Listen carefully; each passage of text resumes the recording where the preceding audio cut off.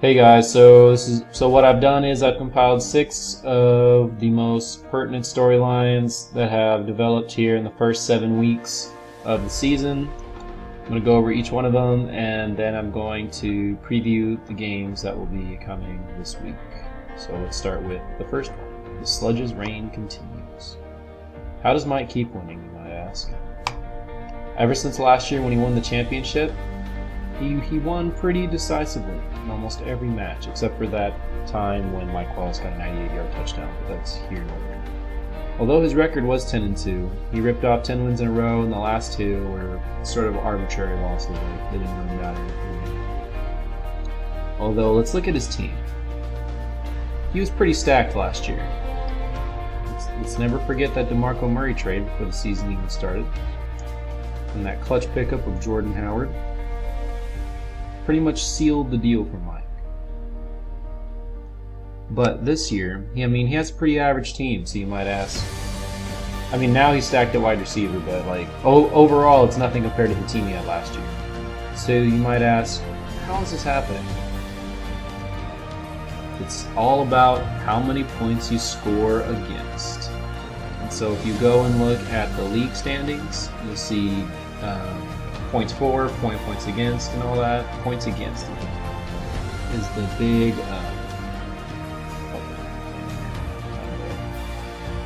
so he's had, as you can clearly see, this is Mike's number right here, far below everyone else's. This is Dave's number right here. And so Mike has had the least points scored against him so far this season. So it's not necessarily that he's outperforming his opponents like he did last year by a wide margin. It's that his opponents are underperforming against him by a wide margin. Interesting. On to Will's winless woes. How did this happen to Will? How did he start out 0-6, you might ask? Well, I think we have to go back to the draft to really understand this. So, I looked at a couple of the picks that I think are most, pertinent to his losing. I keep saying the word pertinent. Okay, so T.Y. Hilton, he drafted with 17th overall. As we know, T.Y. Hilton's been a shit sandwich because of no Andrew Luck. And you knew that going into the draft too. That he could miss significant time and that would affect the players there. What's interesting is just to look at who was taken directly after T.Y. Hilton that Will could have potentially picked up. Jordan Howard, Kirk Cousins, Rob Gronkowski, and then Michael Thomas in that order. But the biggest killer on his team, I think, is Isaiah Crowell, who was promised to be like this big, awesome breakout running back star now. And sadly, he drafted him 26th, a total bust. And now let's look at, he could have taken, Amari Cooper was taken right after, which good thing he didn't grab him. But Lynch has been solid, Fournette's been awesome, Gurley's been awesome, and then Brandon Cooks. So 4 out of 5 of the next options that were taken would have been way better than Isaiah Crowell. Finally, we have the DHAs, or the Dead as Hells. And the reason I listed these two is because we don't know what Kevin White could have been, but he's supposed to be this, or he's supposed to potentially be like this really good receiver for the Bears, and this motherfucker just keeps getting injured. Shit. And then, although Brandon Marshall hadn't been living up to his potential in New York, he had just started coming on in the Path game right when he got injured. Also, I included Eddie Lacy right here as a bust because I feel like, although I didn't look up who was drafted directly after Eddie Lacy here, you know. Also, Corey Davis got injured that kind of stuff. This his first game was pretty promising.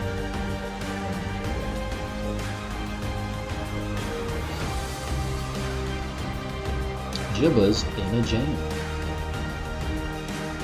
The question that we all came out of draft night is leading to debate: wasn't Jibba's team good? You know, didn't he have like, you know, pretty solid talent there? Well, you know, life comes at you fast. What was also another cautionary tale for Jibba's team, and if you might have noticed on Will's team as well, is the stacking of players on the same team. So Jibba had Amari Cooper and Michael Crabtree. Jibba had Paul Perkins, Eli Manning, and Sterling Shepard. So he kind of put all his eggs in one basket when he drafted. He also had Aaron Rodgers and Randall Cobb. Although if he had Randall Cobb, it still wouldn't have turned out okay. I mean, he traded him, but Randall Cobb's currently sitting on the waiver wire, so you kind of see how that turned out. And this also relates to Will as well, who drafted Colts and Titans together. So maybe a cautionary tale of don't put all your eggs in one basket. Executive action. Will any more changes shake up the league? The answer is no. Although the commissioner has been accused of changing the trade limit for his own gain, multiple other teams have already taken advantage of the more than 8 limit. And to be honest, I kind of wanted to do something like early in the season and change it up, maybe like add another running back that you could pick up or something like that. And then the trade thing just kind of, I was like, oh, I'll just do that. Because I think Dave was right. Because I don't think it really matters. Like, I thought having a limit on trades would make trades more valuable. But I still kind of make the same, like, cautious, like, or I still have the same, like, cautious thinking process whenever I'm making a trade. So I feel like the limit was arbitrary. Like, no matter what, I'm still gonna, I won't.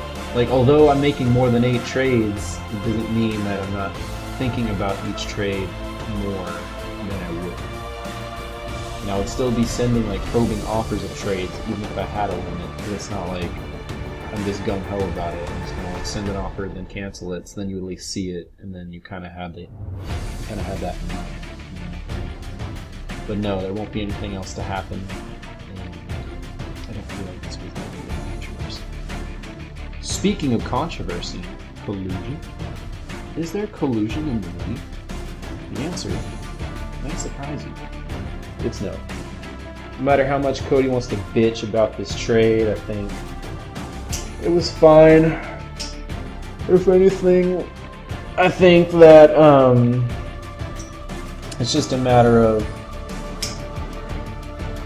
your status in the league, what people think of you, you know? Plus, I have sources that confirm that all Will did was ask, like, hey, do you not want the Broncos defense anymore? And Steven was like, sure, you want them? And that's literally what happened. So, pretty nuts, man. The world of fantasy. Sometimes you just have to come along and say, hey, you're not using that? I'll take it off your hands. Finally, injuries, like a lot of them. So I listed out everyone here who's either on IR or has missed more than 2 weeks. Because if you miss more than 2 weeks, that has like pretty significant impact on your team, I think. Woohoo! It's a lot of players. Can you find someone who used to be on your roster? Or like was going to be on your roster? Or you were thinking about? Anyway, those are the 6 mid-season storylines I wanted to cover. Now we're going to be moving on to the Game 7 preview. Yeah! Yeah!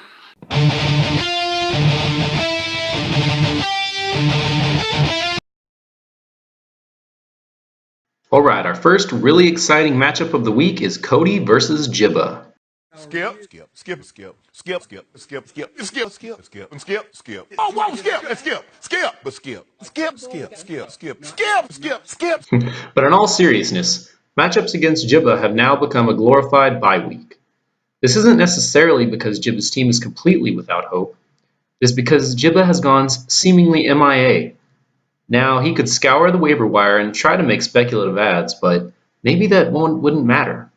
As we saw when catching up with the storylines, perhaps it's just one of those seasons. Maybe we can't hold it against Jibba.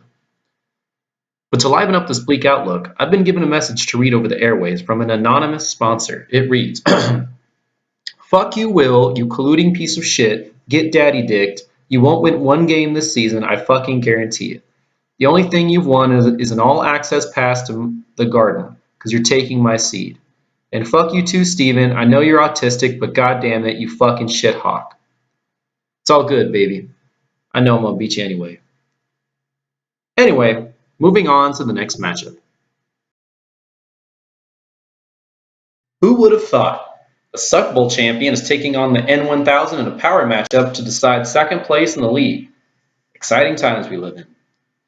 It really goes to show, a meritocracy at work. If you can make it here, you can make it anywhere. Comeback stories are great. Due to key waiver wire pickups, thought after late draft picks, and a little bit of luck, these two teams have seen some of the most consistent play this season.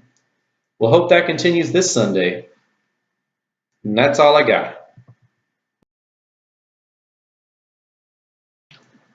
Well, guys, I got a good feeling about this. Will this finally be the week that Will wins?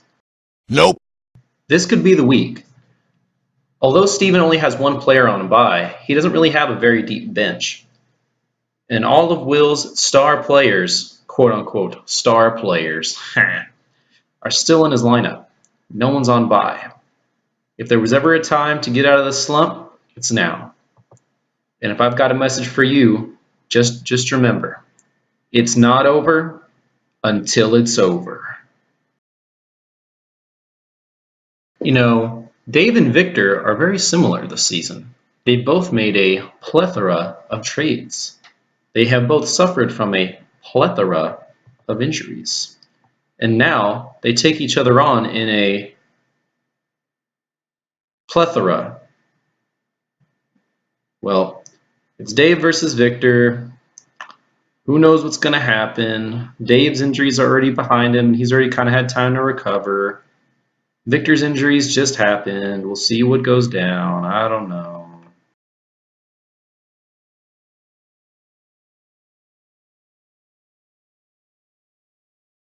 Yeah, that's all this time we have for today, sponsors.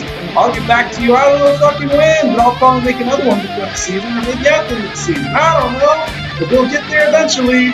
See ya!